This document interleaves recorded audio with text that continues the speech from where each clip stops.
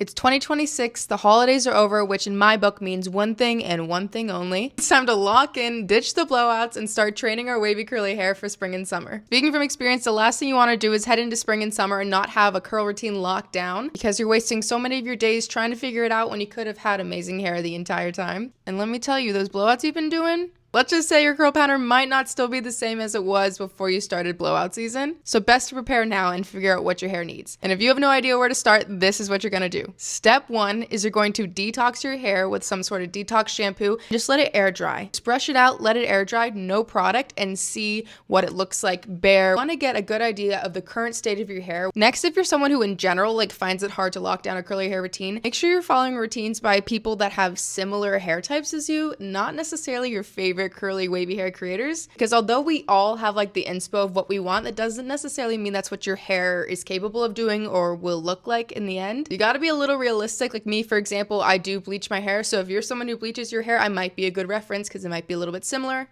On that same note, make sure you're looking at those creators like LTKs or Amazon storefronts to get an idea of what products they are loving at the moment. Also, and this should go without saying, but make sure you're really moisturizing your hair. I'm talking deep conditioning mask pretty much every single shower. You want to try and restore the moisture in your hair, and it's definitely very tricky in the winter, but if you stay consistent with it, you have a better chance at getting it back to where it needs to be by the time you want it to be nice and wavy and curly every day. Another big thing, if you're someone like me who does color your hair, you kind of have to make a decision now based on what you want your hair color to be like in the summer. For example, this time of year in the past, I always was going in and getting my hair just a little bit darker because it's winter, you go darker in the winter. But knowing I like to go lighter in the summer, I was making it so much harder on my hair and I would be causing a lot of damage. So if you know that you want your hair to be lightened but also healthy by spring and summer, make sure you aren't booking any appointments right now that are going to hinder the chances of your hair looking like that in the summertime. And lastly, this is the time to experiment. If you see a new technique that you think might work for you, try it. And if it doesn't, oh well, you're not wasting a prime summer beautiful wavy hair day. Because right now, while we're hibernating, we're not really going anywhere because it's so cold.